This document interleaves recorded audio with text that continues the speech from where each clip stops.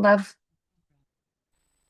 Lovely. And before I begin my sermon, I wanted to check and make sure the children were sung out to their classrooms. We haven't heard any piano music for that or the offertory on Zoom.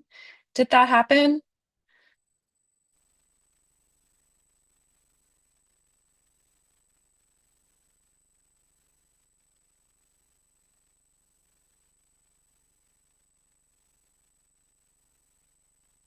Did the children get sung out to their classrooms and did the offertory get played? Okay, Lori is texting yes.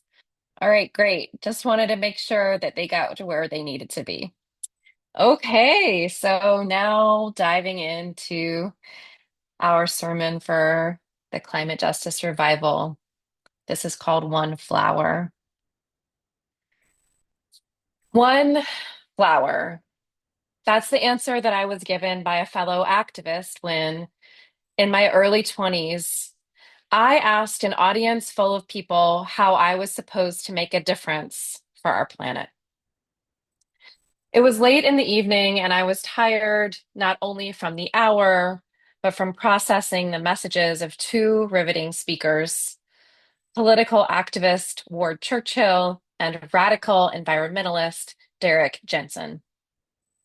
While their messages were meant to motivate action, as the night wore on, I felt more and more gripped by paralyzing fear. How could I change the problems that seemed to be swallowing our society and destroying our planet? What could I, one person, do about it all? I don't remember what I said. I remember speaking earnestly and saying, "You men have said so much about such dire problems, but now please tell me, what am I, one person, to do?" I felt hopeless, scared, alone, and inefficient. The answer that night did not actually come from the men on stage, at least not one that I remember or that was helpful. I do remember an answer from another young woman who spoke up from across the room. And she said, I didn't have to do it all. I just had to do my part. She gave an example. She said that if all I did with my entire life was save one species of flower, that would be enough. One whole species of flower, I thought. Okay. Her answer was genuine, and I knew she was trying to lift my spirits, and yet her answer left me wondering, okay, well, what was my one thing? What was my proverbial flower to save? And how in the world would I do that? While her task, her example seemed sweet and simple, it was still honestly daunting, and I wasn't sure if I would be able to find the answer or accomplish the challenge that I was given.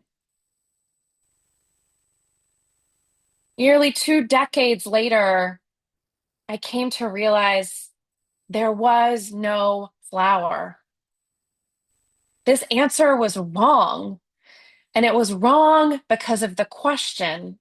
And the question was wrong because of the circumstances, and the circumstances were wrong because as a people, we were gathered, sitting in rows, 50 or more of us, all facing the same direction, looking at these two men and not at each other, looking at experts, but not at our community, searching for single right answers to individually add to our to-do lists while we swam in a sea of collective pain and untapped community potential. Friends, we are not individuals. It's a lie. We are one collective body.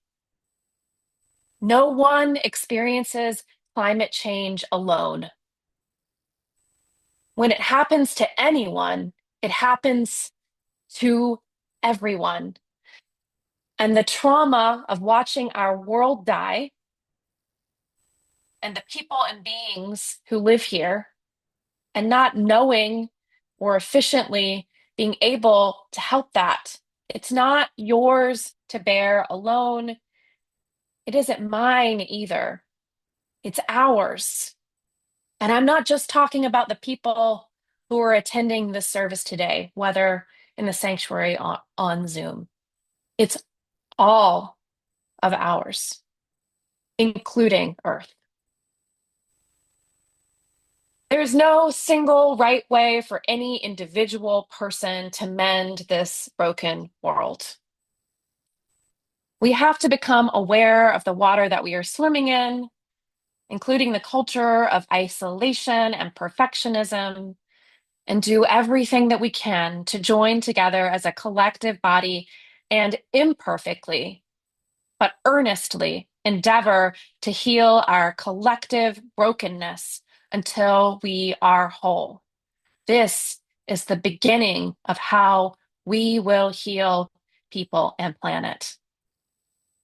No one person ever saves an entire species of anything. Flowers are saved and planets are saved when people work together. And it isn't really about people either, is it? It's about listening, listening beyond ourselves to the more than human world that we are but a part of. It's about mending the web, which is a weaving.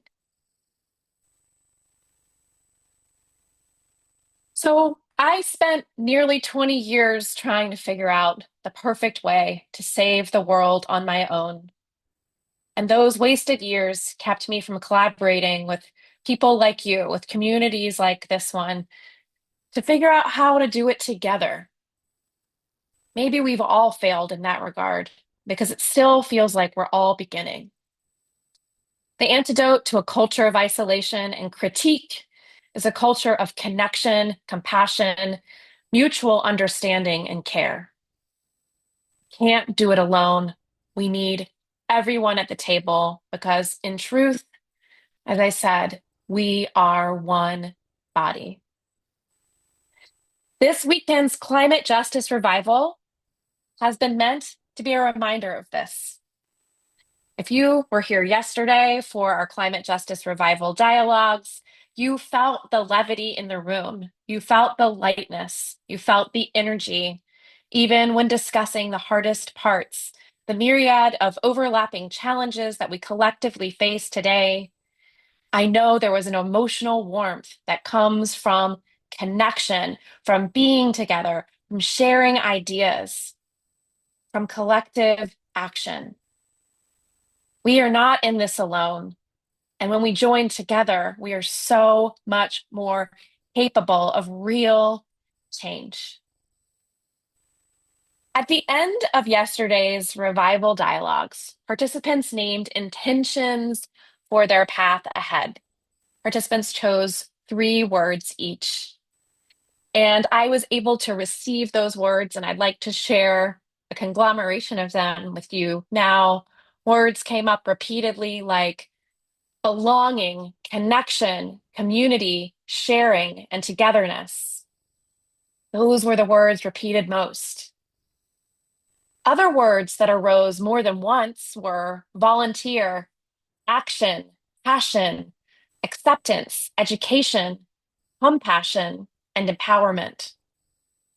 And the rest of the words named showed your communal desire, and I'll state them to you in a few phrases.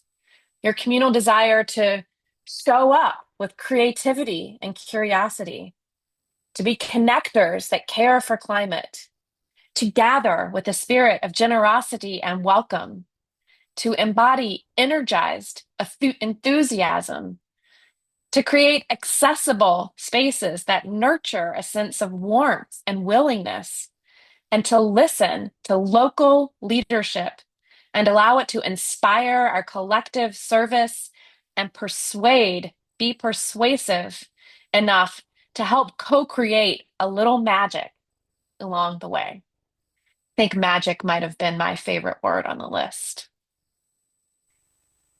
At the start of this service today, this worship service, we honored fire and air, and later, after the sermon, we will be blessed by water. For this portion of the service, during this sermon, let's focus our attention on earth.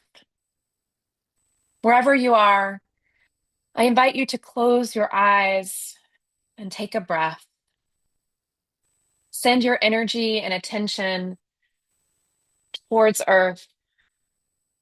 Where is earth exactly? Is earth underneath us? Does earth include and expand to surround us? Does it include the flora and fauna? Does it include people? Are we earth too? You may now open your eyes if they were closed.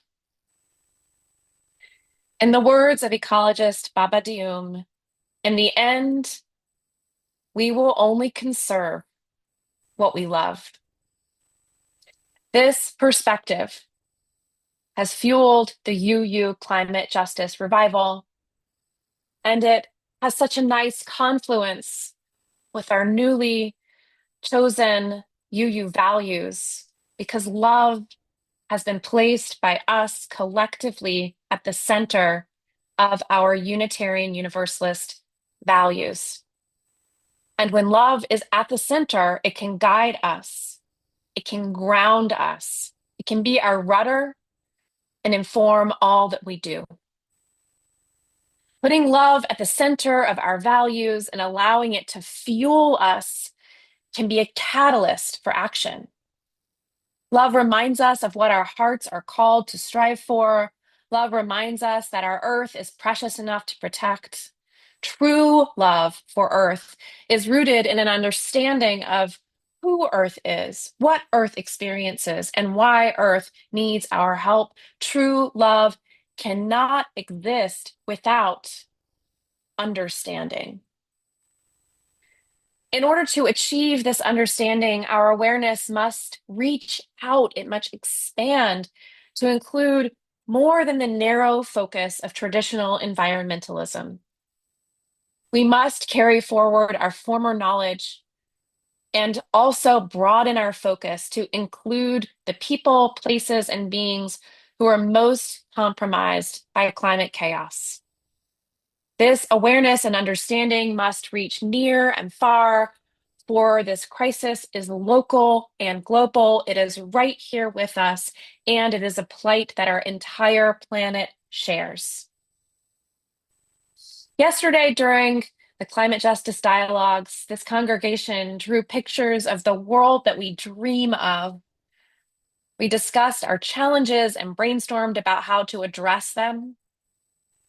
Sacred circle Venn diagrams were drawn and generated ideas and actions to create climate justice in Oregon, in Hillsborough, in your local area.